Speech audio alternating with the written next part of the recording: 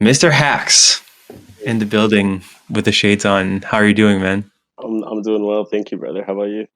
I'm doing fantastic. Better now. The polymath experience.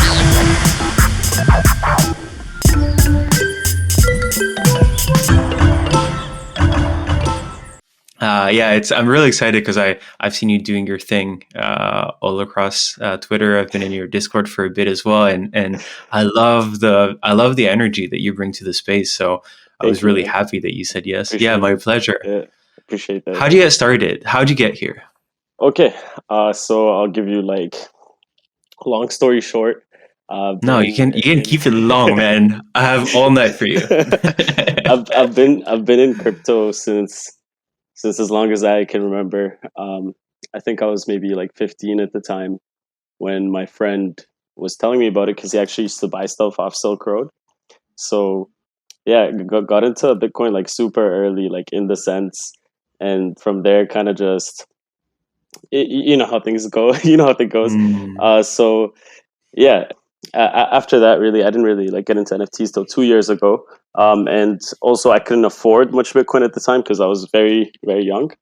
So it's kind of like Mm. watching on the sidelines, learning. I would say, but buying a little bit, but paper handing every time, just because got in Mm. super early. But yeah, yeah, that's it. From there, past 2 years, I've kind of been working on just community building. I used to be a streamer before, so I've actually been familiar with like managing Mm. discords, managing communities, and all that good stuff. Yeah, I think in 2016 I used to have a Discord server with about maybe like 8,000 or 9,000 members, I believe. And I used to be sponsored by Nexon, Tencent, and Perlabis at the time. So just through my sponsors, I was able to kind of, you could say, get an audience or a bigger audience. Mm. And from that, people would come into the Discord. We'd be gaming, we'd be voice chatting. So yeah, just got really familiar with that type of vibe. And I feel like when NFTs Mm. came around, it was like I was already kind of doing that stuff. So it was just it felt natural. I would say it felt natural. So Oh, that's yeah, really cool. from there I actually started as a market analyst in Cybersnails, and then in the Habibi server with Ramo.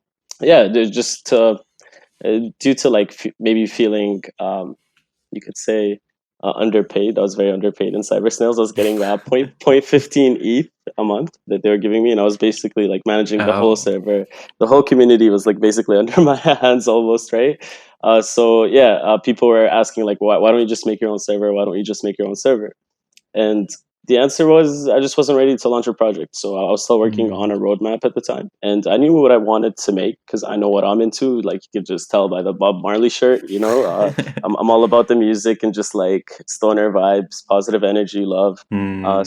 So yeah, it took me a while to really figure out the roadmap, how I wanted to put it on the blockchain, what were the utilities that I had in mind, getting all the partners and the collaborations in place too.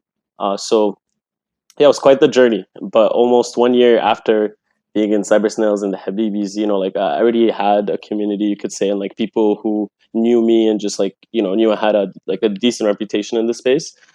So from there, that's where we started almost 1 year ago. Actually, it'll be a year and a few weeks. We started the Alpha Gang server. It was a free mint.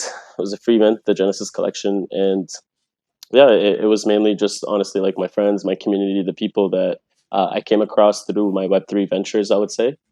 And yeah, that's a quick intro story from there.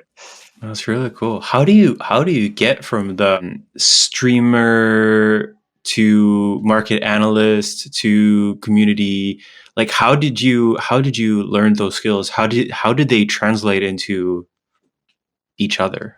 Like I said, I was managing a Discord with about 8,000 people in it, and I would mainly be in the voice chat or just texting them, like while gaming, right? Because I used to play a lot of Mm. MMO RPGs. Essentially, is what they were. That's actually how I got the name Hacks, right? It was through Mm. my clan. Whenever all the games I played would be PvP, so whenever we'd play, like they'd call me a hacker. So essentially, everybody thought I was hacking the game because I could basically infinite combo just by timing things really well, or like skill chaining, you could say. So Yeah, that's how I got the name. But yeah, just through that and just through like winning a few tournaments, right, getting sponsored, I was able to kind of build that reputation for myself as a gamer and as a streamer. Um, I had a YouTube channel actually. It's still there, but it's just I just don't post on it anymore. But yeah, I used to get about like maybe 30,000, 40,000 views per video on some of the good ones. So it wasn't bad, and it was good exposure.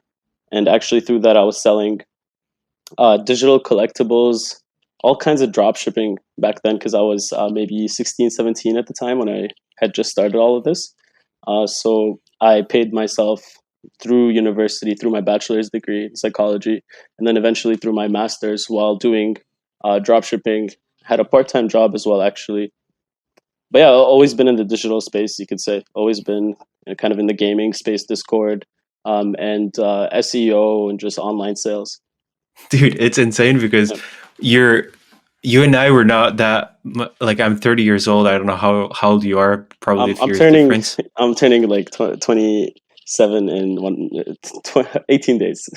You're Yeah, 27, you're 3 years younger than me, but I feel like you hit that spot in where all social media and all everything virtual just absolutely blew up. Like I got yeah, Facebook when I was 16. You must have got it when you were 13 or 12. yeah, exactly, And like it exactly, makes the whole difference because you were for sure. born into it and you were able to like obviously capture the opportunities that it had and it Yeah. like it seems to have prepared you for this. Yeah, 100%, man. Honestly, if I wasn't like an avid gamer and just so used to Discord and messaging people all the time, like I wouldn't be able to do what I do. I'm working like literally sometimes 18, 19 hours a day in the Discord and just with the Oh, I community. see you. So yeah, exactly. And the pings nonstop, right? Always announcements, announcements. Yeah. So yeah, we're always doing something in the gang, and that's how I like it lively. I like it like that. There's always something to do. Because we kind of think of it as our home base, right? We know exactly Mm. what's minting. We have the calendars, we have the trackers, and we have all the members from all these different blue chip projects that are just discussing alpha knowledge and sharing the Web3 opportunities out there, right? But we're not an alpha group. We're actually like a musical NFT collection. So we make our own music as Alpha Gang. We make our own productions, our own beats. Everything is Mm. fully original.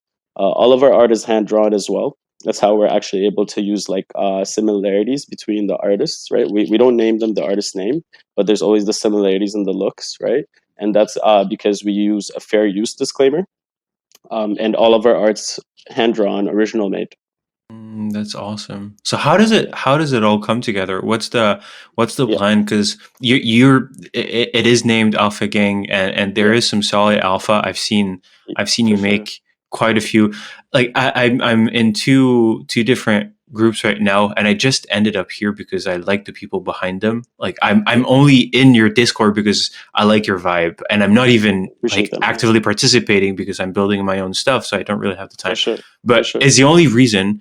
And you have a that other guy, he's coming up with stuff and it's like few but huge moves, but you're like coming at it with consistency and every day there are wins. Like how does that happen? for sure. How did you get to this place? Honestly, I would say it's a network, right? Like, I have a lot of people who share information with me, and then there's also like 20 other shot callers in the server, right? So it's basically power numbers, you could say, right? The more eyes that you Mm, have scanning the markets and analyzing stuff, the more successful you'll be, and the more opportunities that you'll catch. For example, there's DTK Crypto. I'm not sure if you're familiar with him, but he's actually one of our partners, and mm-mm. we kind of have like you could say information relay between the two servers happening at all times. So even between different alpha communities, we get like their information, and then they have my wallets tracked. So it basically we're just a big collective, right? No matter, even if we're kind of divided by these different collections or passes or whatever you want to call them, we still work together across different communities. And within the community, we just have so many talented shot callers who are always trading, right? Because that's what they do for a living. Just like myself, Mm. they're full time traders. Yeah, it's honestly just having those eyes always out there, right? Whether it's a community member, whether it's a shot caller, whether it's a staff member, whether it's a partner from another project.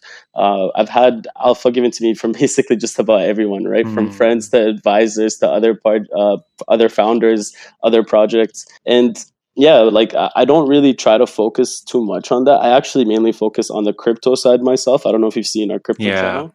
I've seen a But few. yeah, that's usually what, because that's what I do for a living, right? I'm mainly a leverage, like a futures trader.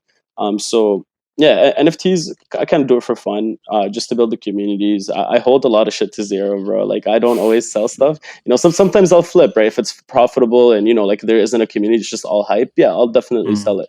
But other than that, like if there's a community, if there's something strong, I like to get to know those people, right? Because those connections kind mm, of mean more to me than just zero point zero 0.03 or yeah, a point few zero 0.04 ETH or bucks. whatever it Yeah. is. Yeah. So um, yeah, mainly we're a trading group, right? We're a trading group.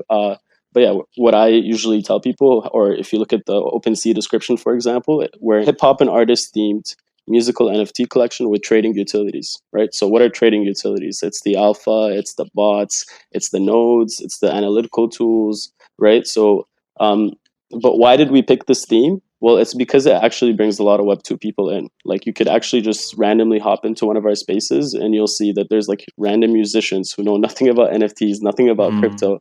And this was my whole vision of bridging Web2 and Web3. Because when I first started, I wish I had, like when I was coming just from Web2, I wish I had like a community like that that could actually help me out, look for my benefit, just, somewhere where I felt like I could vibe and not maybe fall as as victim to as many scams or yeah. rugs or just bad projects, right? So that was my whole vision behind it. I was hoping to have art that attracts, the musicians, the Web2 people, the people who are into celebrities, who are into the music, and that's actually the case. Like a lot of people in Alpha Gang, they're brand new to NFTs, they're brand new to trading, right? And they're just looking for somewhere to start. And that's actually like what we are. We're a very great starting community for new traders coming into Web3. Honestly, I've been in crypto for a while myself, and it would be hard for me to imagine a better place for people to start. I mean, I'm not like I have a project and we have an amazing community, and it would also be a great place to start. I don't want them to listen to this and think like, "What the fuck? What about us?" So yeah, that is a very good place to start. But your project is your community is as well. Like there's true empathy, and there's true, For like, sure. people do seem to care about each other. And how does that happen? How did you make sure that, because now it's you and it's 20 other shot callers and it's Hmm. probably Yeah. moderators, like there's a bunch of people. How did you instill that? We started as a community focused project, right? Like it was a free mint. I wasn't doing it for the mint, like for the mint funds or the money, right? It was a free Mm, mint, and all the royalties went back. I was actually paying $2,000 on my credit card every month before I made a single dollar off Alpha Gang, just to actually like fund the project, right? So they knew that I had good intentions in mind. They knew that the mm. other co-founders, the Lou brothers, sorry, they're actually the triplets from the movie Pacific Rim. They're Canadian What the fuck? Chinese. Yeah. So they're very, very that's, well connected. that's cool. They're very well connected in the space. It's actually how we were able to get so many partnerships, right? Where you have the Mm, most partnerships through AlphaBot, like in all of Web3, right? So sick. that's definitely through them because they have a lot of connections. I'm well connected in the space, but they're very well connected in Web2, right? Because they're millionaires, they're celebrities. They've worked with Jackie Chan, right? Arnold Schwarzenegger, like all these big names. So Yeah, um, it's a different game. yeah, Yeah. when we first started, they actually had a little celebrity agency. They were able to bring a couple celebrities into Alpha Gang. So many founders of like so many different hype projects were minting our OG free mint and holding like imaginary ones. The founders, they minted Alpha Gang. Mm, PXN, their founders NanoPass and the whole Phantom Network, they minted Alpha Gang, right? that's So crazy. right from the start, as a free mint, before we even minted, we got 50 imaginary ones whitelist when like every single group in the space was like fighting Mm, and trying to get them. And this is how we're able to do it. It's just because us as founders, we're very well connected in the space, and people respect us because they know that we're not cash hungry. We're not just trying to get yeah. people's ETH, and that we're actually just trying to establish ourselves and make a name for ourselves on Web3, because that is what we're doing, right? Like the Lou brothers, And they they're know that they'll get millionaires. it right back. Yeah, yeah, and it's not even just about getting it right back. I think for them, it's mainly like they see it as a new space and they want to make a name for themselves in the space, right? They want to kind of like establish, cement themselves in the space as, as credible people who are into Yeah. Web3. Yeah. And it helps when you make those networks because after that, everything becomes easy, right? You just get handed stuff almost because it's about like who you know and just Yeah, connections in a absolutely. sense. Yeah. Hey there, it's me again. If you're enjoying the content, you're going to enjoy this because you're going to have the ability to support us. I want to tell you about our partner, Wasabi Protocol. It's an option-based protocol that allows people to make bets on certain NFT collections. But that's not all, because what is right now NFTs could be anything in the future that is tokenized. They are on the brink of powering one of the most important layers of the future financial markets. I'll give you a couple examples of how you can use it right now. Imagine you have an NFT that's gained a lot of value because there's been a speculative hike, and you want to keep that NFT because it's dear to you, but you also want to capture some of its value. After it's increased a lot, you could bet that the price will decrease by staking a little bit of capital and capture some of that value on the way down, which means that you get both of those aspects that are important to you. You get money, but you also get to participate. And the second one is, if you're convinced that a collection is going to go up, you can bet on that by risking some capital and not the price of the whole asset if you don't have it. Go check it out. The links are in the description. wasabi.xyz/r/the polymath experience. Thank you so much for checking them out, and thank you so much for using that referral link. If you do, always do your research. Only use tools and amounts that you're comfortable with. Remember that all financial investments carry risk. And back to the episode now. It takes a little bit. It took me so long to figure this out. To be honest, I and even with my previous business, I always thought that if you build a cool product, the people will naturally come to you. And it was kind of a naive, overly optimistic way to look at things. And then you realize that it's, oh man, when I low-key laughed a little bit when people were saying your network is your net worth, because it seemed such Sounds a very simplistic cliche. way. Yeah. Yeah, it does. It really does. For sure. It sounds so simplistic, and especially because it's said in the context of like, if you watch the people around you, if they're worth 5 million, then you're Yeah. set Yeah. up. If not, For sure. but the truth is, if you want to start a business, if you want to get good opportunities, if you want to do anything good in the world, you need to surround yourself with people who share your values, who themselves can help you set up. Like you need to help. It does take a fucking village. For sure. This is actually like a very basic principle of social psychology that you're referring to. It's like you are the sum of the 5 people that you hang around with the most. But yeah, I mean, it is a little bit cliche, but at the same time, like if you surround yourself with positive energy people who work hard, who are go-getters, you're more likely to be like them, right? Because you're just associating yourself with them and spending so Yeah. much time with them. You're in the same environment and just presented the same opportunities as them. So it is definitely true. When you surround yourself with hard workers, you yourself are more likely to become a hard worker, because that's all it comes down to at the end, right? If you put the time in, you put the commitment in, and you put your mind to something, and you don't just keep repeating the same stupid mistakes, hoping that the result's going to be different, right? You actually like try to strategize, you plan things out. Then yeah, it's just. It usually tends to be the nature of things, right? It's like a hard work is rewarded. Sometimes it's slept on, but eventually it'll be rewarded. And as you said earlier, right, like in this space, it's an attention economy, right? It's really an attention economy. So even if you're building an amazing product, even if you have so much utility, like people will still sleep on you for a picture of a rock, right? Like that's just how it is. That's just Absolutely. how it is. So yeah. Yeah, Zagabond tweeted a few days ago about pay attention to how attention pays. And it's like, it sounds like a joke, but when you think about it for a few minutes, it starts to make a lot of sense. And it is the nature of our world. And Web3 is just that almost physical rule Yeah. on steroids. For sure. Because Yeah, go ahead. Sorry, it's a culture of just instant. It's a culture of Mm, instant gratification. That's all I wanted to it say, and like is. that irks me sometimes, right? Because it's really like nobody understands delayed gratification in Web3. Like very little people do. Yeah, very little. Do you think they'll win? Do you think we'll win? Because I'm 100% delayed gratification. I'll Yeah, work for something for ages. I'll yeah, keep investing, but it's fucked me over a few times. yeah. Like, Yeah. do you think that eventually, when it matures? We had our time. Honestly, that we had our time. Like back in the early days, right, when everybody was just diamond handing everything. But you don't see that happen anymore because a lot of people kind of realize the consequences of that. So even if they were diamond hands, now they tend to flip more. And Mm, nobody wants to hold. Everybody wants to stay liquid, especially when the market was as uncertain as it was last year with the price of Ethereum and the price of Bitcoin, right?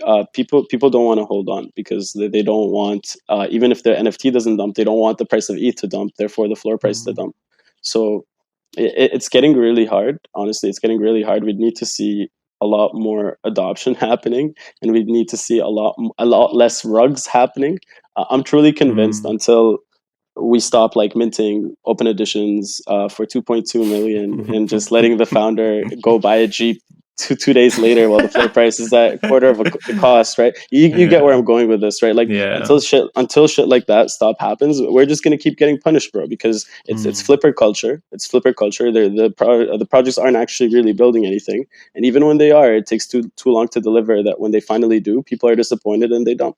Look at Doodles yeah, right now, right? Like Genesis, Duplicator, it's gone to shit, and yeah. it's because that's what happens. You have high expectations, and then it leads up to disappointment.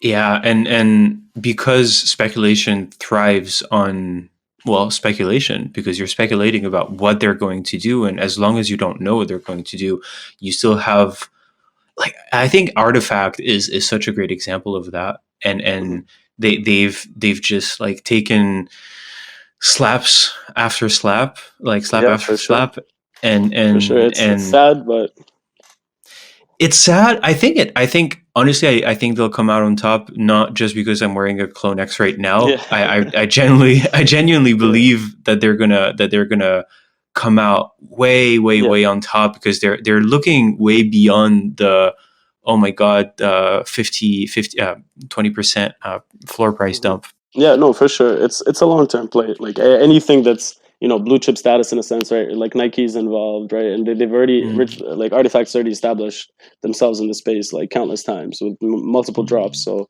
um, with those, I usually actually buy into the FUD like I did with the clone, right? yeah, Because it what a usually does sick make good clone. entries.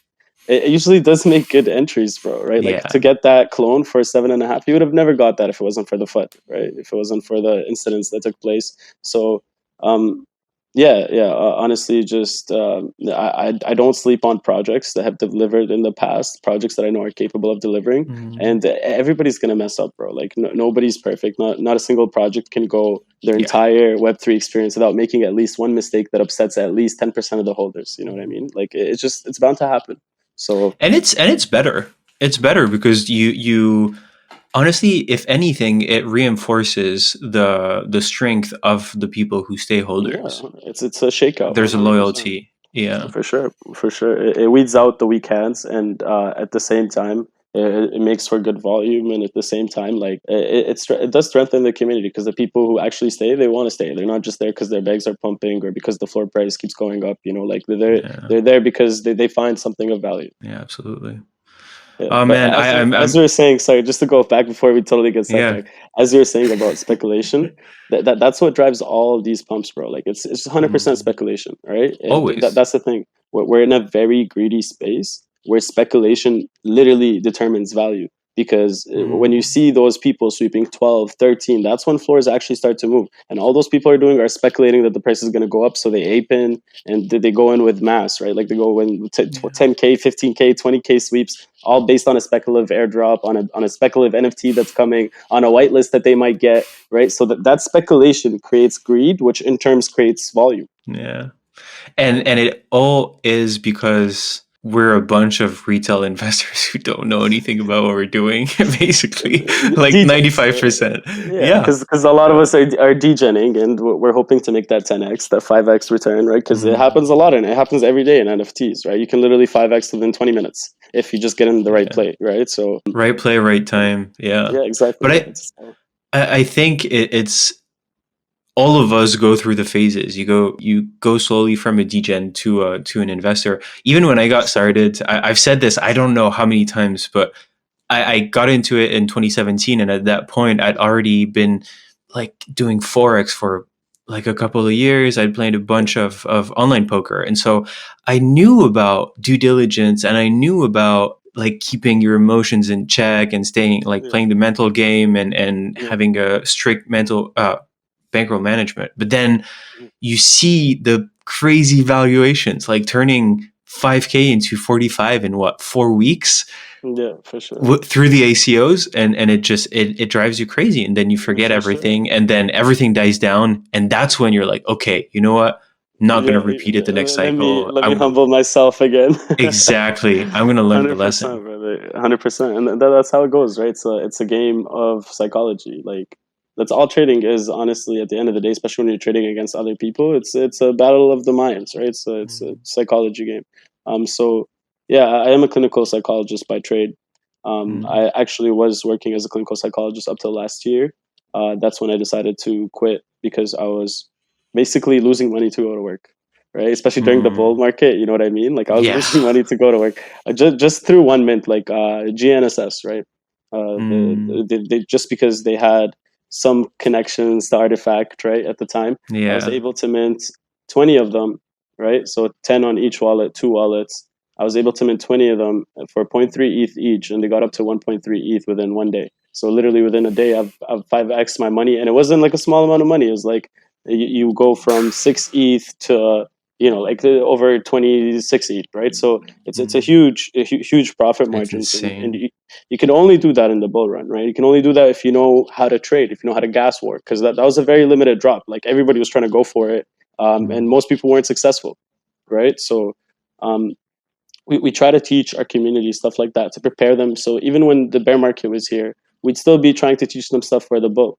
Like even with the Alpha Gang mystery drop with the red boxes, there was a little bit of a Mm. gas war for that. But I set it up that way because I want them to practice. I want them to get used to gas wars. So when the bull market comes, they're actually able to make those really big plays. Yeah, it's actually one of the things that I was thinking about, because I haven't spent enough time that I know the full scope of everything that you do and how you do it.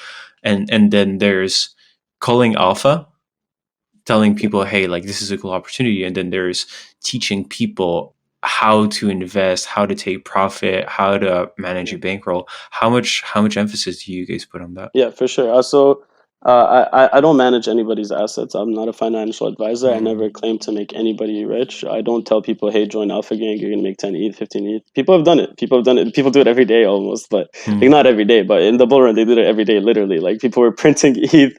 But that's not what we pitch Alpha Gang as, right? We're a yeah. musical NFT collection with trader utilities, and we just have a really strong trading community, like a lot of good traders, and you can learn from these good traders, right? And a lot of them are willing to teach you stuff. So me, for myself, for example, I mainly host live streams in the Discord about crypto trading, leverage trading, and then I also we'll do a little breakdown of IC tools, NFT nerds, all these different tools, and just teach them about how they can actually analyze floors, sell walls, and stuff like that with NFTs. But yeah, obviously, like I'll tell them like get this whitelist. This might be a good opportunity. It's just presenting Web3 opportunities. Like get this whitelist, keep an eye on this collection. It might move. Stuff like Mm. that. Mainly, I'm more focused on the community building side, the crypto trading side, and the education side, which is either live streams or And the just vibes. simple. Yeah, yeah, vibes, of course.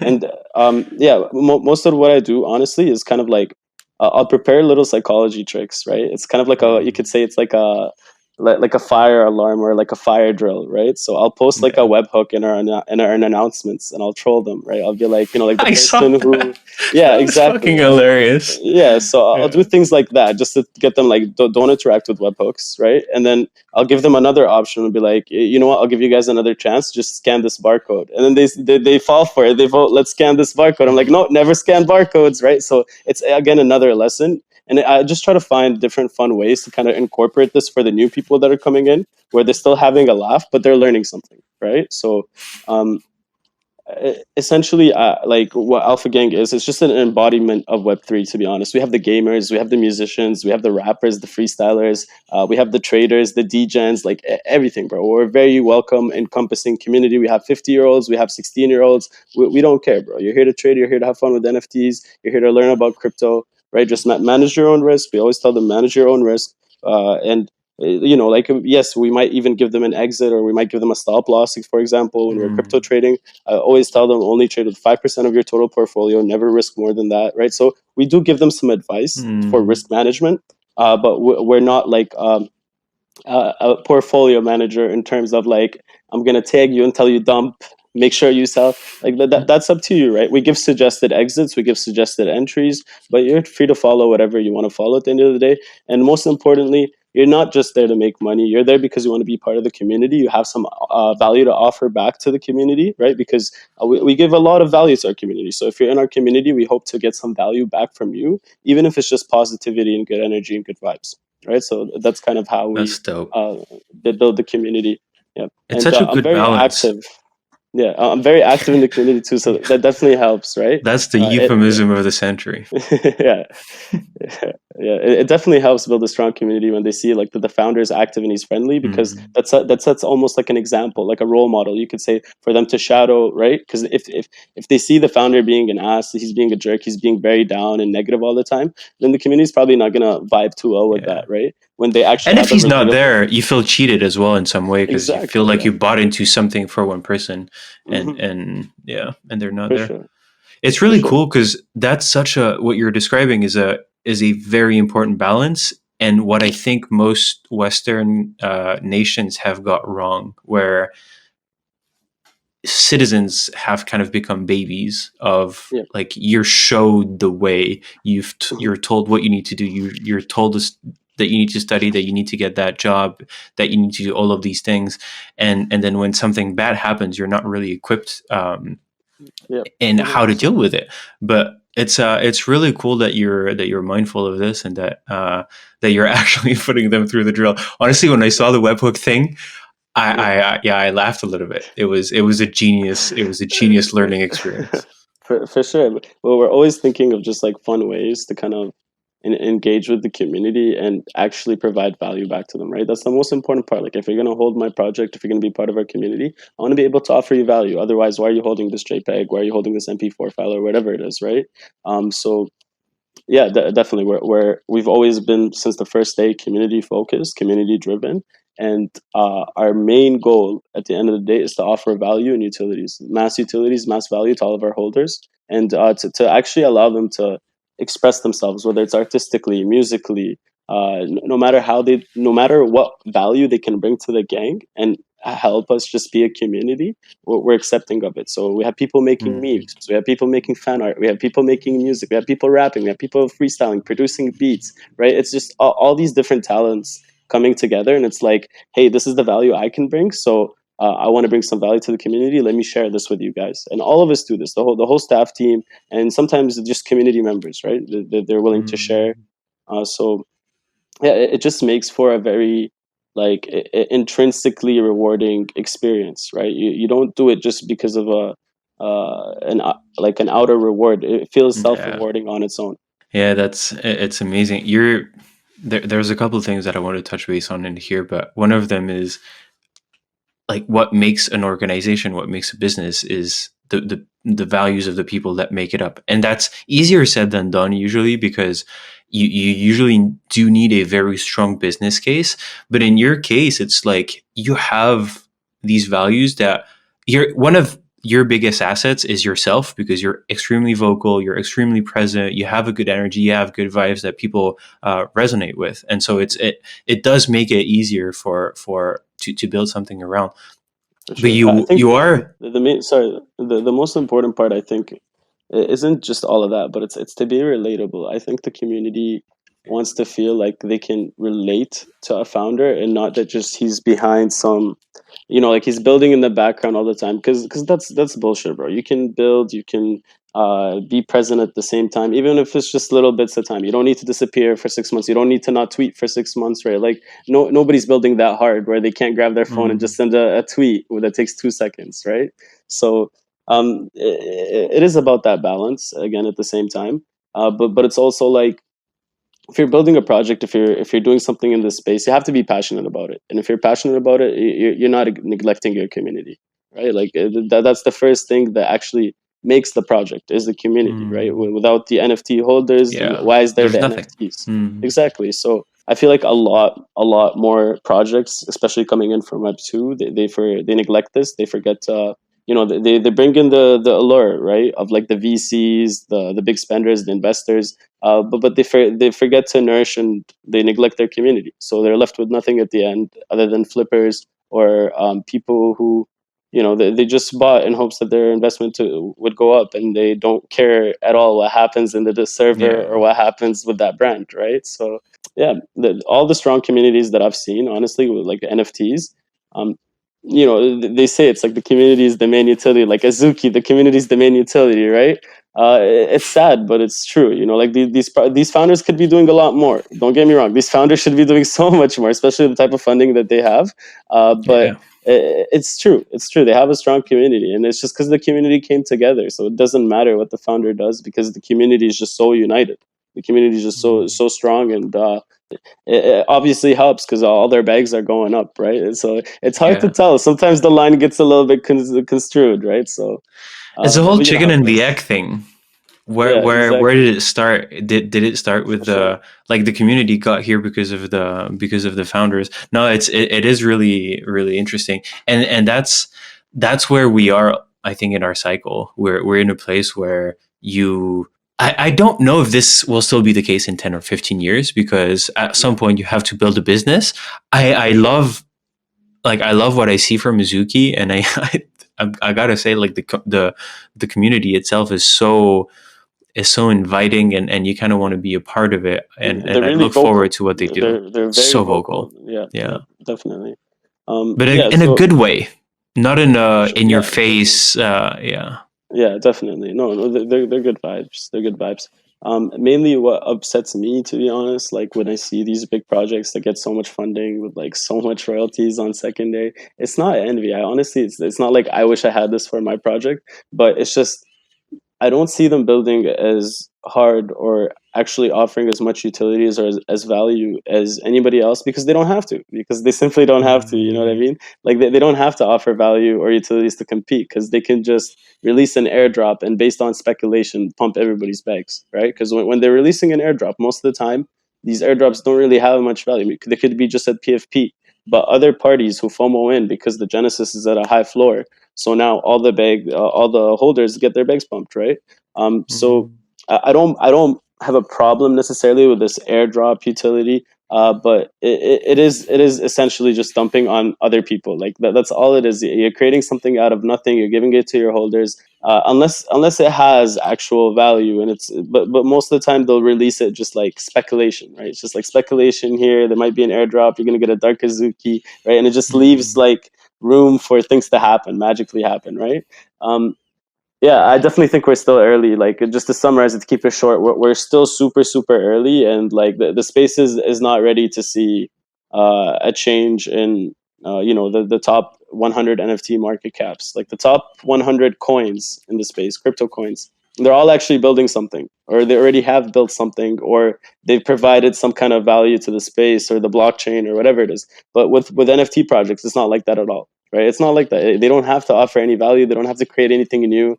Azuki's right to fame was that they made the 721A, but that wasn't even accurate, right? That was like a copy contract from another. So essentially, it's like we're super early, and right now the people who are like made it is people who made it back in the bull run, and now they're just kind of maintaining their floors, right? It's the blue chips. Yeah, very competitive space and very speculative space, and it's really like investment driven. So obviously collections who do happen to have high floor airdrops and all of these coins that they give to their holders that they can make millions of, right? Like those are obviously going to be the projects that thrive, but unfortunately those projects tend to kind of be more Ponzi-nomic driven, right? You understand where I'm going with this. It's like the holders are incentivized through the financial gains that they make, but when you actually strip it down to the psychological principles of how they're operating the project, it's very similar to a Ponzi, right? Like it is, sadly, but it's the truth. You need to, in order to, there's a lot of truth in what you're saying, and I can get behind pretty much most of it. There's different time frames. Like it's like in crypto when you're trading, you're looking at it on the 1 minute and then on 15 and then on the hour to kind of validate and validate your hypothesis. And for this, it's a little bit similar because you're Azuki, I think from what I'm getting from it, from what my gut is telling me, I Mhm. think they're going to wrap it up nicely. I think that what they're doing is actually weaving a story using NFTs, using their Their IP and community in their order to yeah, do it, and I think they're going for to do sure, something great with their IP. It's 100%. not And one they of have those that great I've art. yeah, and great art, and Yeah. they seem to have smart minds within the team, and they Mhm. seem to have smart minds in their community who they listen to, and so I Yeah. that's what that's one of the parts that makes NFTs such an interesting asset class. It's not just a financial asset; it's a lot more, and you're actually storytelling has never been a more important role in a marketing strategy for a brand than it is with NFTs. 100%, for sure. 100%. Because at the end of the day, it's a digital asset, right? And you don't want to Mm, just be selling a digital asset without a story. So yeah. for sure, I totally agree with that. No, I'm not trying to fud Azuki or anything, but I Mm. just think like They'd be when I hard to see fud anyway. yeah, exactly. You can't fud them. They're Right doing now, great. at least. Mm. Their IP is undeniably great, right? They have an amazing Mm. IP. So same with Bored Ape, same with clones. Right? They have an amazing IP, and you can't deny that. Even Doodles, they had an amazing IP. They just lost their community, right? So um, for sure, and there's definitely always going to be room for that. And there's definitely always going to be space for that. I just like to see these IP projects Mm. deliver more because there's so much that you can do on the blockchain, and they have so much capital and funds raised. The sky's the limit really for them, but unfortunately we don't see that, right? We just see Mm. some more art, we just see some more airdrops, when we could be seeing a lot more, right? Like maybe I'm being a little bit greedy, but I think the founders there are being more greedy, because they have a lot of funds to play with that they could do a lot for the community with. Yeah, I think it's also a little bit scary right now to deliver because look at what happens. Artifact is trying to do it and they're Yeah, delivering dope stuff and the response is just not there because expectations are high, liquidity for is sure. low, and so you're just kind Yeah, of throwing awesome stuff into the wind. for So sure. I'd agree with you. I'd love to see more from these people, but Yeah.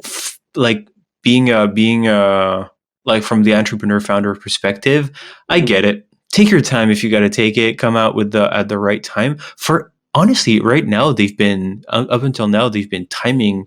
I'm talking about Azuki now, but they've been timing everything so perfectly, and I think that's what Mhm. Bored Apes have done and Yuga have done so well as well. Like the timing of every single thing they've put out was For just sure. absolutely on point. For sure, and they really pay attention to market conditions, right? They don't drop Mm, something when the volume is completely dead, and even when it is, they're the center of attention, so they're sucking all that volume anyways, right? So, yeah. um, yeah, no, there's that. They're definitely smart. Like both teams are Mm, definitely very, very intelligent. They know what they're doing. But yeah, again, me personally, just because I'm a founder and I know how much I've delivered with such little yeah. funds, I'm thinking like how much I could actually deliver with that Mm, amount of funds, and it's just insane, right? It's insane. Like they don't give even 1% back of what they made to their community, which yeah. is a shame. Which is a shame because that's their bread and butter. The community is the reason they have those high floors. The community is the reason that they're getting exposure every day through PFPs, through all these people marketing them basically for free, right? Dude, you're absolutely preaching to the choir. I resonate with this so much. I'm the same where I don't make it if my community doesn't make it. I launched my project. We had a couple launches in November and then in March, which were great conditions short term, but like Mhm. midterm, everything just got blasted off Yeah, for in sure. June. I didn't cash out anything. I didn't Hmm. cash out anything because I don't feel like if my community hasn't made it with me, I'm not going to make it, and then I'm going to suck it Yeah, up until we all make it together. And so I this resonates with me so much, and I think it's. Did you ever hear about Ethalion? ETH Alien. Yeah, I think so. Yeah. I think so.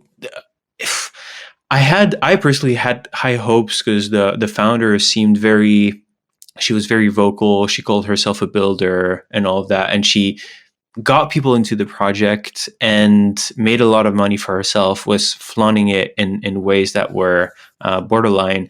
And then at some point, they were like, okay, we're going to abandon this and just move to something else, in a way that a lot of people felt alienated. And Yeah. I think so. She got a lot of heat for it. And I think it was a good example of, like, what you guys are doing is not Web3. It's Web 2.2. You're just using Web3 tech in order to extract value. And that's not, I think, the future of what we're doing. The projects that will have obliterated everyone else on the market in 10-15 years will have got it well, and will have given a lot of value back to their existing Yeah, holders. 100%. They're actually using the blockchain properly. They're using it to, make these token gated communities, token gated utilities actually offer kind of, you could say, memberships, right? You could see, even in these blue chips, you could see it as prestigious memberships, right? To these clubs, these fancy clubs, right? So, um, yeah, we're just super early in the space. Like, we barely scratched the surface of what you can actually do with a smart contract, of the types of utilities that you can offer to a community with a token, right? Just today, we released token gated music videos for our community. You need to connect your wallet to a page, sign the message, and then you can actually download all the contents. You can download the beat, you can download the video, right? So, there's just so much cool stuff that you can do for your community using the blockchain. But unfortunately, people just, it's like, okay, their images, like, and then actually, a most recent AMA that I was in, like, someone compared it to their rocks, the rocks that you keep in your wallet, and sometimes they go up in value. But as long as we keep that mentality, as long as we're just seen as rocks that sometimes go up in value based on speculation, like, we're not going to have the advancement. We're not going to have the mass adoption. We're not going to have the people coming in from Web 2 to Web 3, right? Because we're just going to keep that stigma that surrounds NFT, of these founders who come into the space, suck a bunch of money, they don't deliver shit, and then they live these outlandish lives where they're literally spending the community's money on, like, all types of substances and Lord knows what, right? So, yeah, these guys aren't rock stars. Like, why are we supporting their drug addictions? Why are we supporting their fancy lifestyles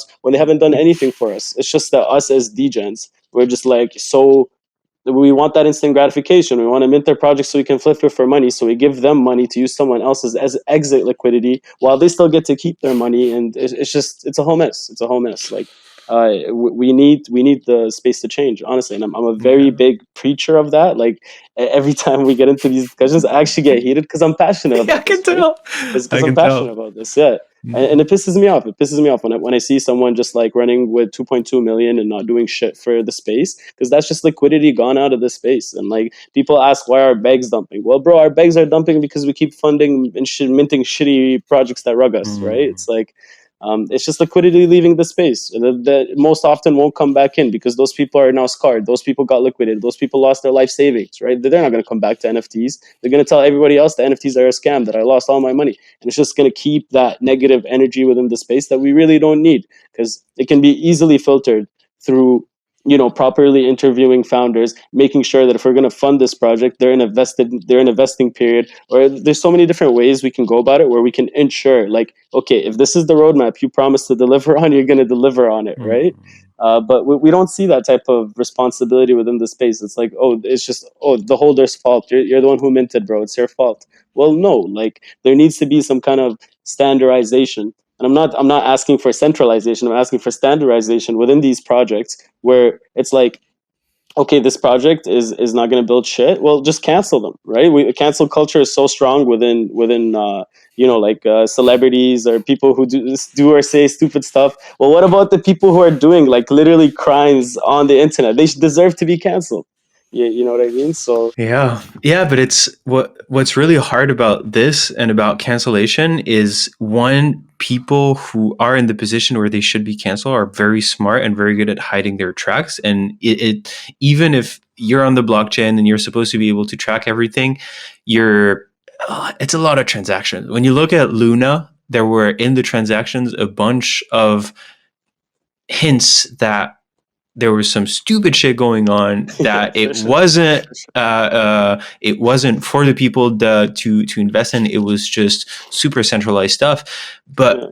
when all of this gets lost in billions of transactions, then it's really hard to see. And the other thing that really makes it hard is that if you're holding a bag, you're incentivized to protect that person, even Hmm. if they're doing something nefarious. And I think For sure. I have a lot of respect for Azuki and Zagabon and how they've turned it around. But I Hmm. do think that if people were not holding assets that were worth tens of So thousands of much. Yeah. dollars at the Things could have time went where the flood differently. happened, he would have been canceled for sure. 100%, 100%. But people were overly invested and overly attached, right? And that's what it Mm, comes down to at the end with a lot of these bags that are going down. And it's like the communities are still shilling them like they did, and even back in the bull run. It's because they're overly invested and they're overly attached. So this is almost like their hopium. If they don't support, if they don't protect the mm, FUD, then they lose control, right? It comes down to control. This is like a psychological principle now, right? Because yeah. if they don't feel in control, if they don't feel they're in power, then they feel helpless, and if they feel helpless, then they're not going to make it in their heads, right? So yeah, yeah, honestly, it's just a very interesting space, and I like to like sometimes just look at things from the outside and kind of do like a little case study, right? Especially with like Yeah. all these different projects that like make it like a maze to get the whitelist Mm, for them, right? You have to like get this orb, and then you have to get that orb, and then you get that orb, and mm. it's like you're running through a whole maze that the founder made, just so that you're able to pay him money, right? You get where I'm going with this. It's true. It's Absolutely. true. Yeah, It's ridiculous. yeah, Put like for that, sure. it's fucking ridiculous.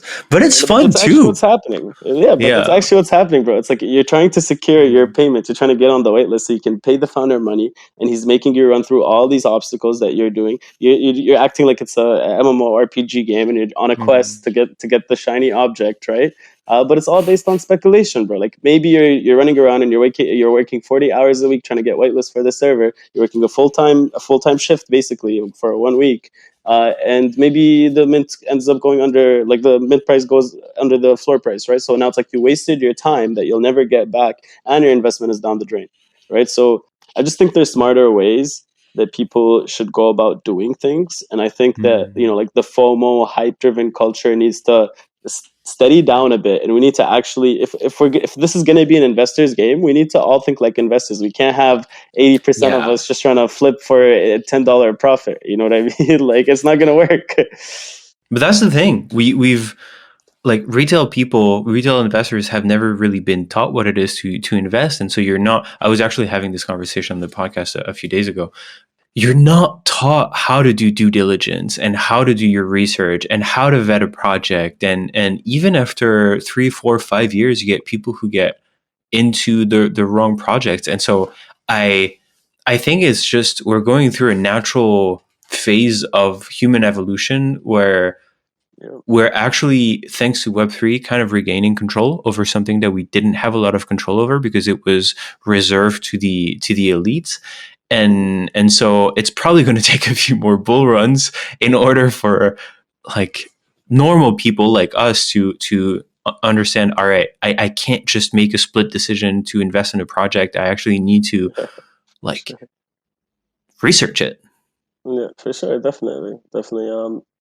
I think in this space, information is very, very powerful, and clearly we see that every day, right? With all these Mm, collections mooning, and it's like if you had that information, then you're riding the moon bag. If you didn't, then you missed out and you're FOMOing, right? So information is definitely very valuable in this space. And I think a lot of the big players, especially like the whales of a lot of liquidity, they don't like to share this information, right? They don't make it accessible to yeah. people. So they can actually manipulate the floors the way that they want Mm, to, right?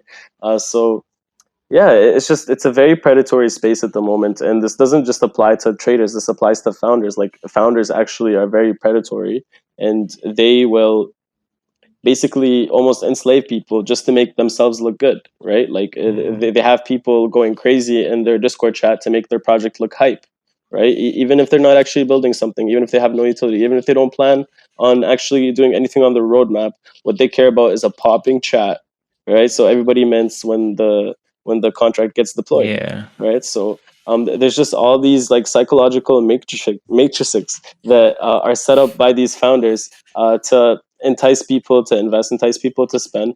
So there's a psychology behind every mint, technically, right? There's Mm. a psychology behind every mint and how to get a mint out. All of these different factors like have an effect on the people that are grinding this much, have an effect on the people that are FOMOing, that are maybe coming off secondary because they see like so much interaction happening in the Discord and they think, oh, my investment's definitely going to go up here. This is an active server, right? So um, it's almost mind tricks. It's almost mind tricks, right? We're primal animals. For sure. Yeah. For sure, for sure, definitely. And when you come into Web3, you really see that, right? Because, as you said, it's like you see all types of people, and they don't necessarily have to be traders or investors, right? They're just Mm. people. We're all people at the end Yeah. of the day, right? So yeah, it's just a very, very naive and not so mature space, I would say, right? Like a lot of investors in NFTs in Web3 in general are just very naive. Like they're not completely aware of what they're actually doing sometimes when they're funding a project or when they're minting something out. They're not actually aware of what they're doing, right? They think they're just Mm. maybe by buying this picture that has supposedly this roadmap, but who knows where the mint funds is going, right? Like because a lot of us, after the funds are deployed, like yeah, maybe there's a couple detectives out there, but most of us we Mm. just forget, bro. We're You just already move at the on to the next next project. one. Exactly. We're Mm. already moving on to the next project. We left the server, we unfollowed on Twitter, and we're looking for the next opportunity, right? That's how a lot of people in this space operate now. Like I Yeah. hear this all the time. It's like you mint, you sell, you unfollow on Twitter, you leave the Discord, and you don't look back. Even if it moves, you don't look. Mm. Like this is the mentality that's being widespread now in the space, right? So it's Yeah. like we're just chasing the new next shiny thing, and that's it. That's all we're doing. We're chasing ether, we're chasing captains, we're chasing the new next shiny thing, right? So Yeah. And the current like world conditions don't help because we're coming out of COVID.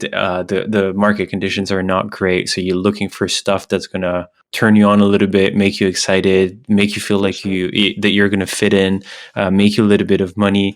We're all dopamine deprived because we spend our whole for day sure, our whole day on our 100%. phones just looking through Twitter, and so the more stimulus, the better. Yeah, for sure. We're definitely just like we're too focused on gratification, on our minds being stimulated in general, right? Just like Mm. that because it's no matter what server you go in where you see all these pretty pictures and all these people talking, it's stimulation of the mind, right? It's stimulation of the mind.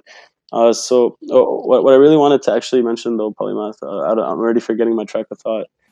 Yeah, we'll come back to it. We'll come back to it in a bit. I'll probably remember. But yeah, honestly, like the main moral of this story is like I really hope people just become a little bit more self-aware when they do step into certain projects, when they are deciding to support a certain project. They're being more critical thinkers, right? Like because that's ultimately what the space needs. It's more critical thinking. Like, do we support Yeah. this project? Do we not support this project? Are we just supporting this project so we can use people as exit liquidity, or is it because they're actually building something and we want to fund their roadmap, right? So we need to really start viewing NFTs as startups because that's what they are. If Mm. you're saying you have a roadmap and you're saying you want to collect this much money, you're a startup, right? It's like we want this much mint funds to build this and this and this. Well, if you're a startup, then maybe you should be held up to the same rules as a startup. And I'm not saying every startup is like expected to make it because most of them do not make it, and that's fine. Mm. That's fine, right? You don't have to make it, but at least deliver on what you promised to deliver, right? It's like that's the least that you can do, right? It's like Try put a your roadmap. hardest. Yeah, try your hardest and do it transparently. And because Yeah, this is the minimum that should be expected. Because you're absolutely right. It's not a random number that 90 something plus percent of startups go yeah, bust. And that's why you need to diversify. You need to do it smartly. You have to treat your portfolio not for your dopamine hit for the next 7 days, but for the next 10 years. And yeah, but there I agree with you. There should be an obligation for people who are founders that they do things transparently, that they treat yeah, the people who have bought their NFTs as investors, and that they yeah. actually do owe them something. For sure. I say this all the time. It's like I don't owe anybody in this world anything. I'm debt free, but the only people I owe are the people in my community and my holders because they believe in me. Right? That's the only reason I owe them. It's not I because love of this. mint funds or anything because they believe in me. And I left my 9 to 5 to work like an 18-hour a day job. So clearly, I didn't leave my job to work less like some of these founders do. Some of these founders, they came into Web3 to just make money and make a payday, right? But then you see people who are actually spending like literally all day, every day, trying to build something, trying to interact with the community, and you know those people aren't there for the money, right? If they were, they could put those 19 hours into something else and probably make more money, right? So Mm. those people are there because they're passionate about what they're building, because they're creative individuals. Like I don't view myself as a insanely intellectual or intelligent individual, but I know I'm a creative individual, and I know I'm very passionate, right? So Mm. as a founder, you have to like focus on your strengths and see what you could do. Like, what are you good at? What are you good at? How can you offer value back to these people who believed in you and invested in your project, right? So that's why like I'm doing, for example, the metaverse counseling. Because I have a license to do this, right? So this is something that I can bring value to my holders by doing, and it's very neglected in the space, because when everything is FOMO driven, when everything is go grind this whitelist for 40 hours, bro, so you can make a bag, people neglect their healths, people neglect their families. Mm. I've heard of people almost getting divorced because of the husband or the wife grinding for this whitelist, right? So these types of It's I'm fucking serious, bro. Like crazy. this Yeah, I is people know. like That's publicly what's sharing, hilarious. for Mm. sure, for sure. So that we definitely need more mental health aids. We definitely need more, honestly, like you could say activists even. We need activists Mm. in Web3. We need those people who make themselves heard, who are very vocal, who are able to rally communities and stand up behind a good cause. Because that's what we're missing, right? That's what we're missing. What happened in the 80s and the 90s when there was unethical things going on? Well, people rallied and they made themselves heard. And this is the same thing that we need to do in Web3. It's like we're reliving the past, and we're watching all these unethical things happen, and now who are the heroes that are going to stand up? Where's Martin Luther King? Where's whoever, right? You get where I'm going, right? So Absolutely. we need more vocal people who aren't just there because, oh, they're influencers and they're famous and they have a reputation in the space, but because they're doing something. They're bringing value to Web3, even if it's speaking out against injustice. Man, I absolutely love what you're saying. We've talked about value extractors, and I talk about this all the time. In this space, we have more extractors at the moment, but there are value providers that are rising, and more and more, and with every single wave of like the Three Arrows stuff, the Luna, the FTX, we now realize, hey, like what you're saying before, you're putting money into these guys' pockets, and you have to. It is kind of is your responsibility. It's hard because like you want to say it's their responsibility because nobody told them to mint. They didn't have to mint, right? They didn't have to give the Mm. person the money. But if you think about all the psychological factors around them, right? First, they're incentivized to make a profit.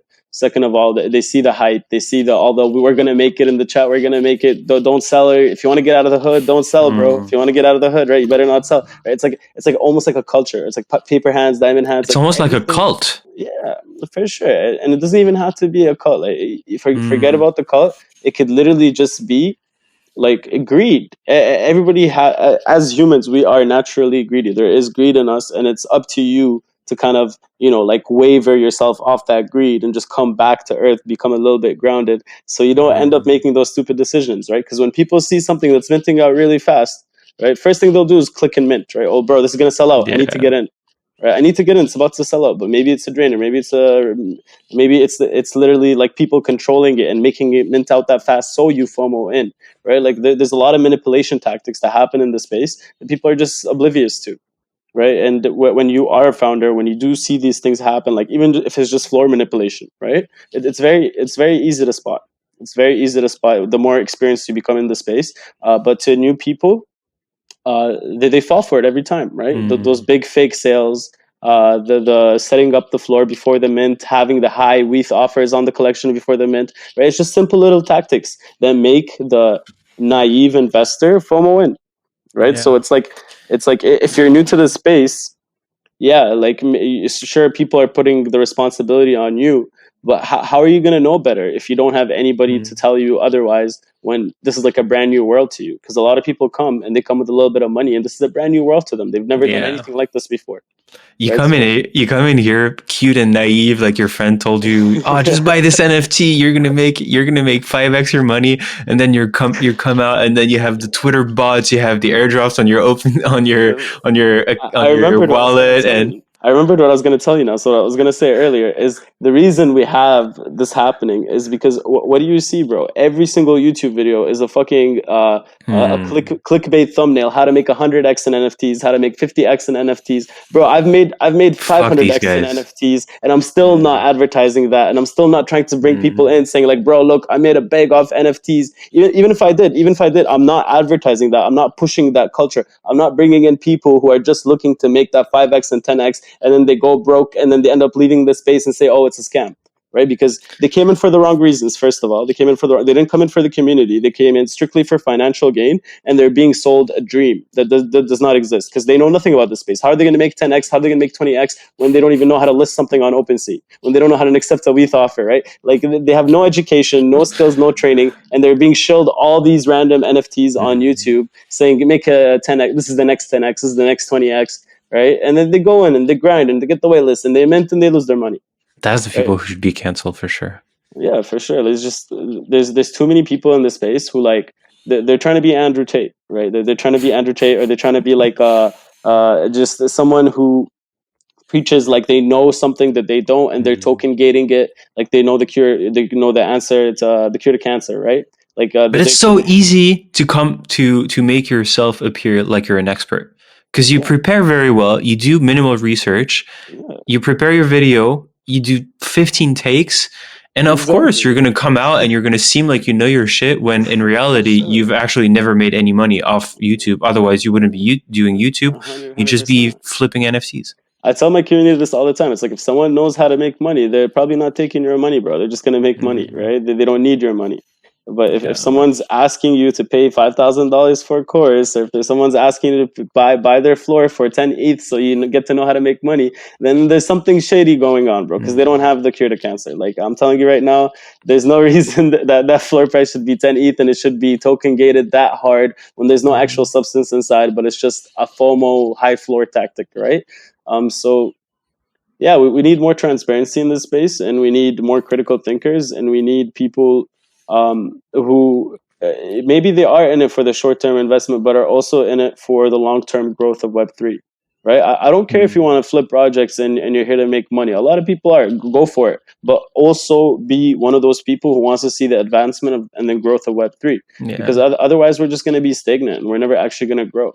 And even more than that, it's not just about the growth of Web3. It's about your personal growth because 100%. there after a while you realize that your own advancement means nothing if you're not sharing it with others. And so if you're it's come in here and come and try to hustle and try to make money, try to make $100, $500, or 1K, but pay attention to the people around you, pay attention to the people who are here for you, and understand that they matter a lot more than those 10, 15, $100 that you're making. Because it's that connection is it's so important, not just for like your professional advancement or your career, but even just for your fulfillment. We're social animals. 100%, 100%. We're social beings for sure. I completely agree with everything you said, but honestly, like sadly, you don't see enough of this in this space, right? You don't see it. It's like those very like hidden communities that actually share these sentiments or these vibes, or they've been around for a long time. They've just been in too many projects and they know, right? They know because most people that come into a project, bro, they just want the whitelist. They just want the ETH. They want to hopefully make more Yeah. ETH than they put into the project. And sadly, that's just become the culture now. That's become the norm. Like we've seen so many mints. It's like they sell out with a gas war, and then within 5 minutes they're under mint price, right? And it's like, well, it's because everybody was just trying to mint to dump on people who couldn't mint. You know what I mean? It's like that's just a very wrong way to go about a launch, to go about a project. But it's unfortunately what's incentivized, right?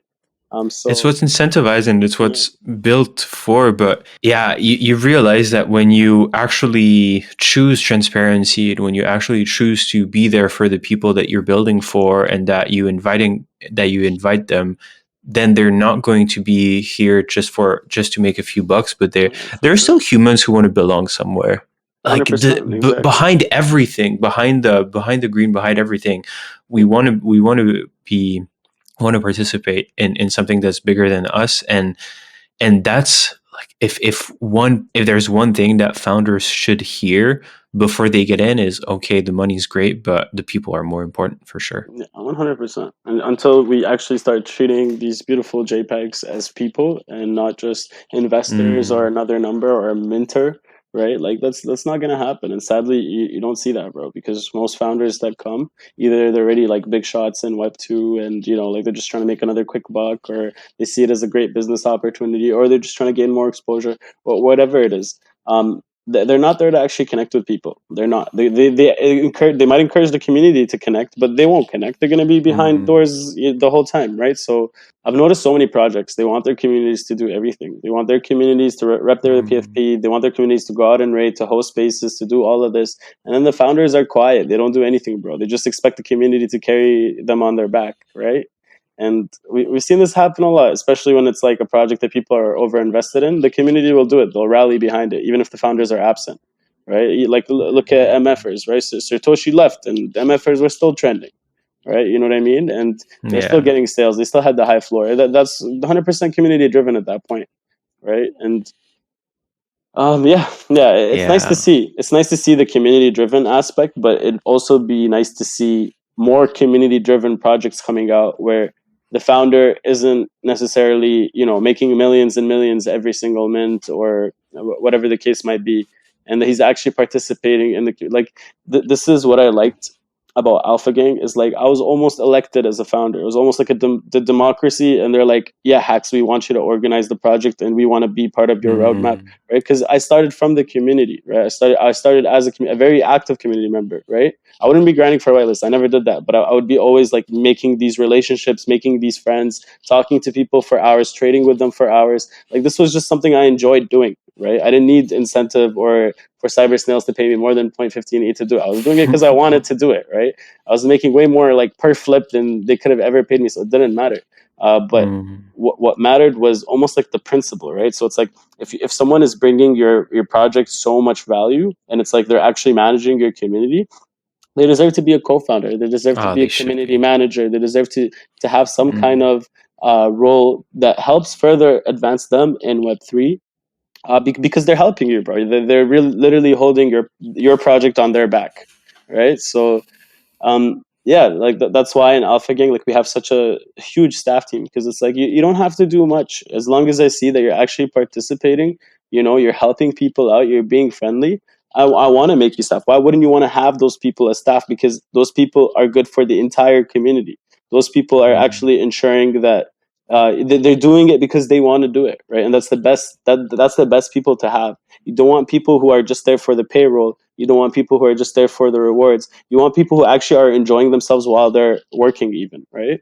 Like with me, for example, the reason I can work 18-hour days is because I enjoy what I do. If I didn't, I wouldn't be here still. I wouldn't be working these crazy hours if I didn't actually love what I did. And I've always hung out with my community. I enjoy hanging out with my community. As you said, right? Like we're social beings. And since COVID and since isolation, right? Like that's actually like when my streaming got even crazier during COVID, right? When COVID first started, right? Because you're just so isolated and you have all this time alone, and there was curfew and you couldn't go out, so that isolated us even more. And without like these communities that are present in Web3 and Discord and whatever type of community, just a community in general, because it doesn't have to be an NFT community, right? Most people, like, they forget that. They think like, okay, if you're going to be a community, you need to have an NFT, but that's not true. You can just be literally in a no Mm. token gated open community where there's just actually a strong sense of community, and it can be a great place to be. You won't feel alone, you won't feel isolated, you always have people to hang out with. And it's um, probably the best way to start too. yeah, exactly, and that's actually how we started, right? We started as a public server.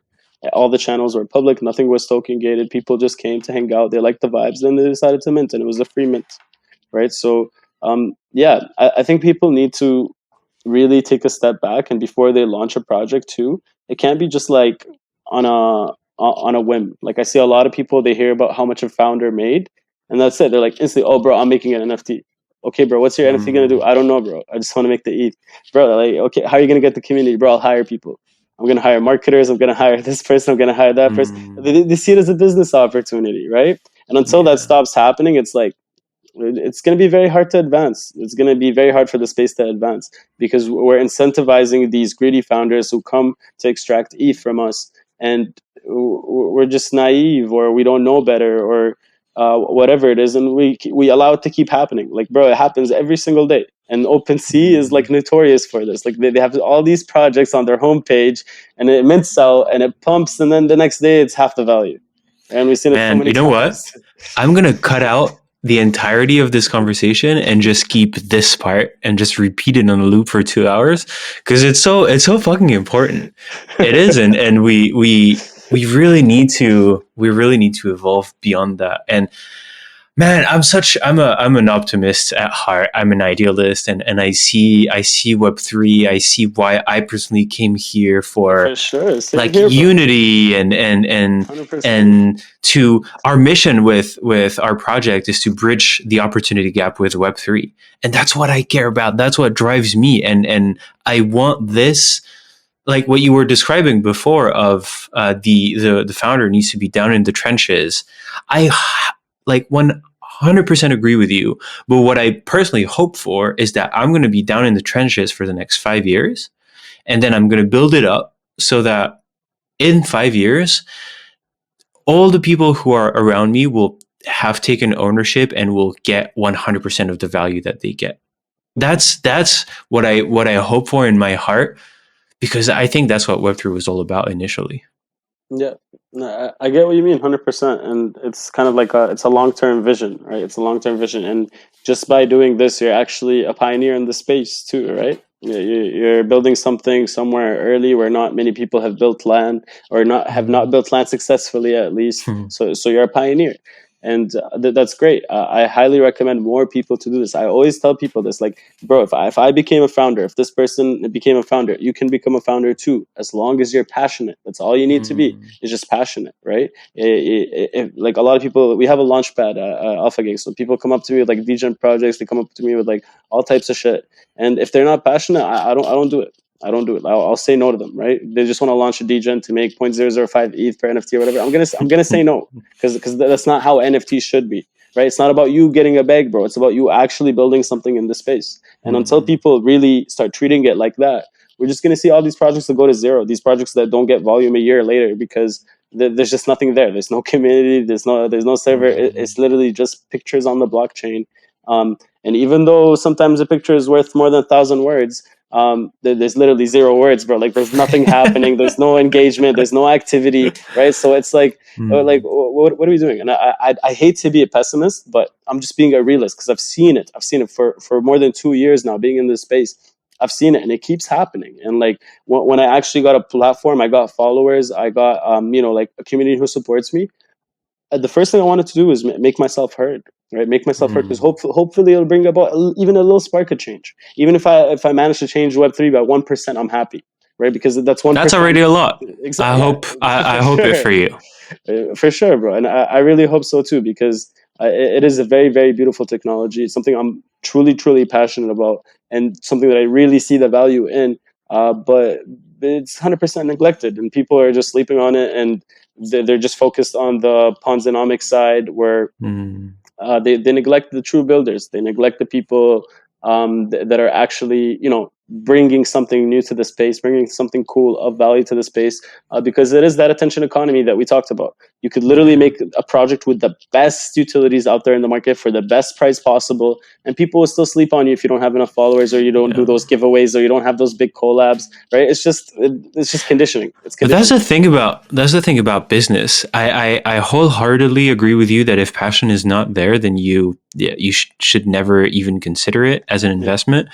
But passion is only one of them. I've always been extremely passionate about everything I do, and yet in the past 5 years of being an entrepreneur, I slowly, all right, passion. Then I learned about sales, and then I learned about marketing, and then I learned about managing other people, and then beyond those like hard skills, there were also like inner soft skills of my own relationship to success and to making money, and then to be okay with that, and to finally be in a place where, and so it's hard to do business because you need all of these things to be aligned in order to succeed. And it's even harder to do business in Web3 because the volatility is just a Yeah. fucking killer. Yeah, because it's you're basically doing a double play, right? You're playing it's a derivative, right? When you're trading ETH NFTs, you're trading a derivative of ETH. So it's a leverage play. It's a leverage play, and it can either hit really big or it can hit really bad, right? Because you'll get effed on the floor price and on the price of ETH. So yeah, definitely a very volatile space. Definitely not for the weak-hearted.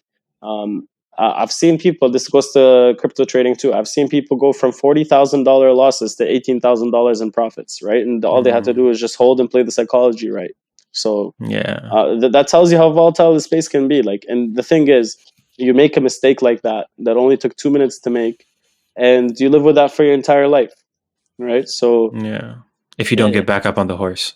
yeah, exactly. But even if you do, all it takes is just one bad trade to make a $60,000, $40,000 loss, and you're gonna remember that for the rest of your life. That won't leave you. You might get over it, and I really hope you get over it. If you don't get over it, like you should see someone, right? But it's gonna be there. It's always gonna be there. It's always gonna be on your like black book in the back of your head, right? So it only takes a second. It only takes one wrong decision, one wrong move, right? It's a very calculated game.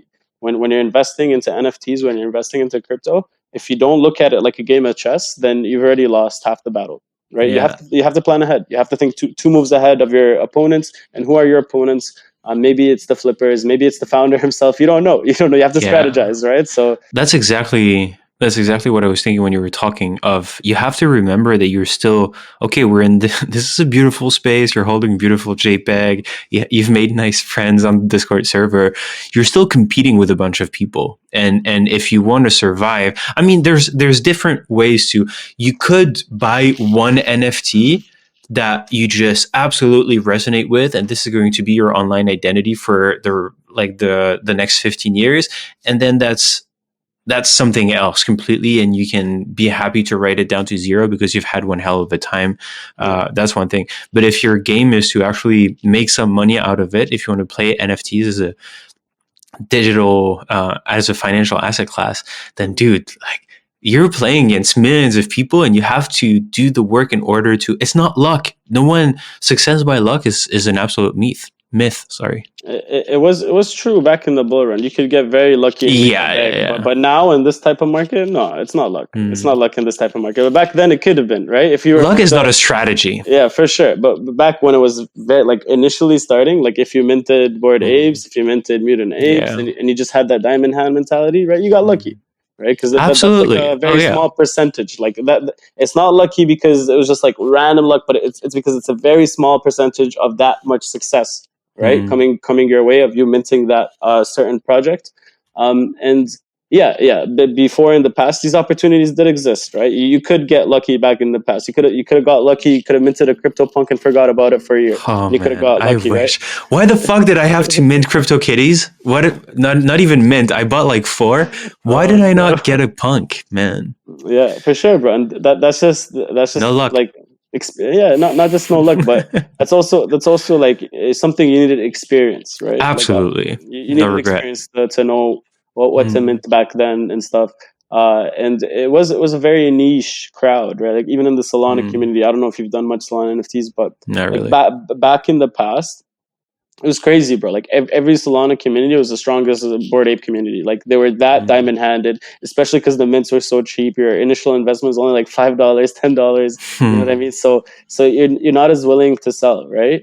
And that culture just kind of slowly drifted away from us. Like we're before it was really like incentivized to be paper hand, because you didn't want to be the guy who paper handed punks, you didn't want to be the guy who paper handed apes, you didn't want to be the guy who paper handed all of these things that were blowing up, right? But in this market, nothing blows up, and if it does, it's slowly going to go back on the decline over a period of time, right? We've seen it happen with every collection, no matter how great they are. They climb up, and then it's a slow, gradual decline, especially if it's a hyped mint. It's going to start off really high, right? Invisible Friends, Captains, they start off 7 ETH, 8 ETH, and then just slowly work their way to 4 ETH, right? Because the hype and the expectation aren't going to stay matched from day one till day 30 when the eyes aren't on that project. And what maintains a floor price isn't actually just the value, but it's that volume, right? It's that consistent Yeah. volume that's coming in and coming out. Because without that volume, even the highest collection floor is going to slowly go down over time, right? And we've seen many examples of this, right? Just And, because there's a lack of volume, the floor price starts to go down. yeah, and we know right now that the hype cycle is just so much shorter. Like a few months ago, you had an influx of money, you had liquidity that was out there on the market, and so you We had the knew that the government chances. printing trillions of Yeah, dollars, right? yeah, So for sure, but yeah. now we're paying for that, right? Now we're paying the Mm. consequences of that, right? We haven't even started to pay the consequences of that. Like Yeah, this is just a the small very taste. early, for sure, definitely. Because yeah, a lot of people like even Alpha Gang last year, right? They're like talking about how ETH is going to go to 5,000, and it's just like the market's booming, Mm. and it's just that euphoria, right? When the market's Yeah. doing really good, right? I told them back then and there, I was like, guys, what the government did is not healthy. Like, you can't just randomly print $1 trillion Mm. and expect for that not to have any effect on the economy. That's unrealistic, right? So that's actually how I was able to predict that. I sold all of my Bitcoin at 30,000, bro, right before the Mm. crash, and that's how I was able to make that decision, like very full heartedly, knowing that I was probably making the right decision. It's because if you just think about it from like a finance point of view, right? The micro and macro economy cycles, the boom and the bust. Like it's bound to happen. You bring in such an influx of money. Uh, Bitcoin reaches all new time highs. What comes after highs? After every high, there's a low. After every low, Mm. there's a high, kind of thing, right? And even just recently, when Bitcoin reached 15,000, a lot of people were really scared. And I was in Alpha Gang telling everybody to buy it. I told everyone, I said, I put 20% of my portfolio in Bitcoin at 15.5 thousand, right? 15.5K. So these are just things that you pick up on after years and years of Yeah. trading and just having that experience. Without that experience, you wouldn't know. You'd be so quick to think, oh, guys, we're fucked. We're going to 10K. Cap was saying we're going to 12K. Mm. This trader is saying we're going to 13K. Buy Bitcoin at 10K. Buy Bitcoin lower. Buy Bitcoin lower, right? You're going to hear everything from everyone, and everybody's pretending that they're an expert and that they know what they're doing. But in reality, it's the people with experience who are going to come out on top most of the time because they've been there before. They've been through a bear market before. They've been through a bull cycle before. They've seen the ebb and flows of the market. Yeah. I think we're in a space where experience is rewarded more than other things, and luck will always play a huge factor because realistically, nobody knows where Bitcoin is going to go. Even though I'm a trader, if you were to ask me like, well, would you bet like your whatever, or would you swear on your mom's life that it's going to go up? Of course, I can't. I can't say that, Mm. right? No one can, right? Because realistically, as much as you analyze, however many Fibonacci lines you draw on the chart or whatever you're doing, you don't know. You don't know. You're taking a risk, but hopefully you do proper risk management so that your wins outweigh your losses, right? And that's what we all hope to do as traders to be profitable. Because if your losses are outweighing your wins, then you're not a profitable trader. And if you're not a profitable trader, then can you really make a living out of trading? Yeah. Just when you open this door, especially like in these podcasts, when you open this door, it's just a never-ending door because It there's just is. so much to talk about in But this it's a space. And necessary one. It's a for necessary sure, one because it should be the hope to make 100x should be like the bottom line of what you're told. It's like, Mhm. hey, you should get in there. You should do all the research on what Web3 is, on what decentralization is, Yeah. on how these business models might evolve in. You should make sure that you understand how wallets work and how to have proper security on your assets, Yeah. and do your research, do the due diligence, read the white papers. And if you do this well, then potentially, and if you use proper bankroll management, then potentially you could make some Be money in the next profitable. 5 years. For sure, and it doesn't even have to be 5 years because you said a lot of good things, right? You said a lot of good things. You do that for a few months, and you could realistically make You'll money. win. And yeah, You'll win. exactly, right. It's Yeah. just all about your strategy, the Mm. mindset that you go into things, and it's about you taking care of yourself. Because if you don't take care of yourself and you go on a loss, you're gonna end up revenge trading. You're gonna end up getting more losses. Mm. You're gonna try to chase back that win. You're gonna maybe get a moonshot, and now you get lucky, but you need to make up an ETH, so you're not selling for zero point 0.3 ETH profit, right? When profit is profit, and you should lock that zero point 0.3 ETH in maybe because over time that zero point 0.3 ETH is going to add up, right? If you keep Stacks doing up. those Yeah. plays. Yeah. I really preach consistency, right? Like I tell the gang, like our goal is consistency. I'm not going to make any of you rich, but I'm going to show you opportunities. And if you're consistent, if you're present, you're going to have opportunities to make money. You can't deny that, right? Like, it happens every day. We free minted checks. It's almost at 1 ETH. Man. And that was 10 per wallet, right? That was 10 per wallet. It went off in our tracker. I pinged it when there was only 1,000 minted. There's only 1,000 minted. You can mint it on as many burners as you wanted, right? So the That's opportunity is insane. huge, and it's there. But it's like, are you tapping into it? Are you actually paying attention to it? Are you doing your research to know who the artist of checks was and why Hacks is minting 30 on his burners? You know what I mean? So it's like these little details, they really matter in this space. And to most people, they're oblivious to it, or they don't bother, or they just simply don't know. Yeah. We're just in a very, very young space where all the wrong things are rewarded, unfortunately, and all the wrong founders are rewarded, unfortunately. Not to say that there's founders who haven't got their rise to shine, but even when they do, usually it's very overdue, right? Like, when they finally get the rise to shine, it's very overdue for some of these founders. And yeah, honestly, man, just like every time I have a platform to speak, like, I can't help but voice these issues and these concerns, because if we're not voicing these issues and no one is, then I don't think anything's going to change, bro. Everybody's just going to be lured by that hanging carrot, that dangling carrot in front of their face, that expensive PFP, that blue chip, or that hyped mint, or whatever it is, right? So we really need to kind of just understand that psychology plays such a big role in everything that's being built here in Web3. And until we actually kind of just tap into our own morality, because that's what it comes down to at the end of the day. It's morality, right? Like, am I really supporting this project when I know so and so is gonna happen, or like this founder has done so and so in the past, or maybe they're unethical, or maybe they have very bad spending habits, right? I've seen other like trading groups, right? Other big projects. Their founder, they make a ton of money from the community. They get 100 ETH, and they start leverage trading with their community's money, and they blow it all. They get liquidated, and now they have to step down as a founder, and the mods are coming to clean up after them. This is a true story that just happened recently with a very big project, right? With a very big I think project. I saw it. Yeah. Yeah. So yeah, I think most founders, when they run into a large sum of money from mint funds, they've never managed that much money before in their life, and they just do stupid things with it, right? So it's so easy. It's so yeah, easy to, you have the access, no project, very, very little project who they do claim to be decentralized, but they don't use a multi-sig, and it just sits there. And you're right. You don't know who the founder is. You don't know what their habits are. You don't know if they're addicted to gambling or addicted to other things. For sure. Yeah. So, and we're a bunch of degens. So exactly. the probabilities are pretty high that the person that you're giving your money to is gonna gamble it away. Yeah. Definitely.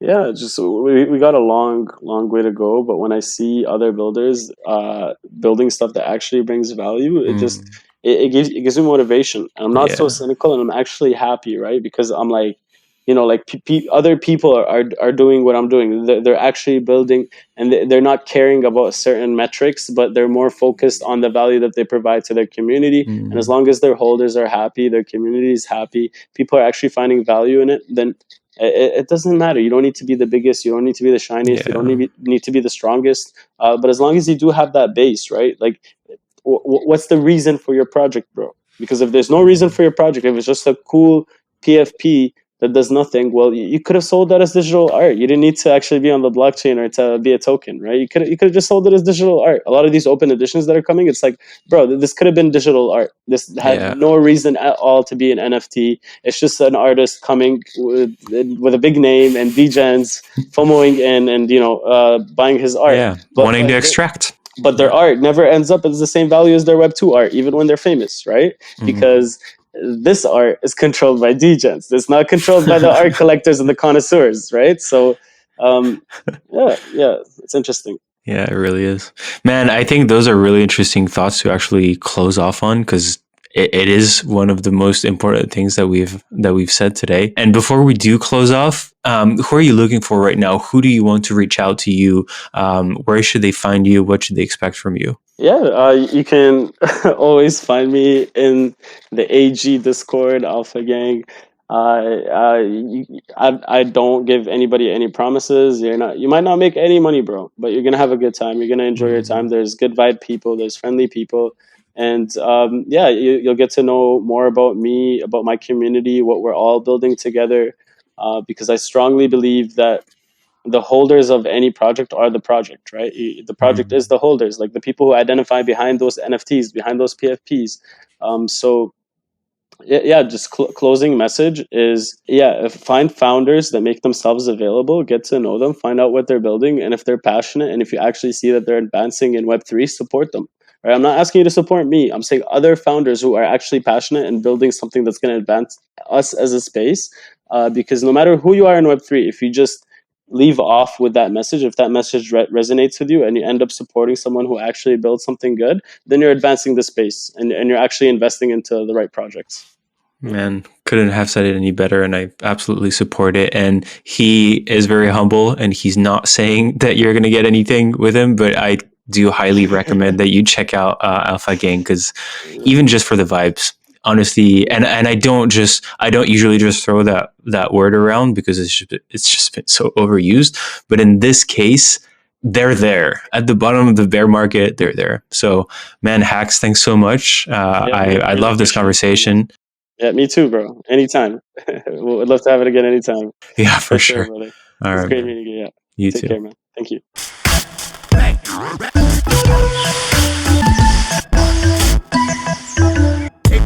The polymath experience.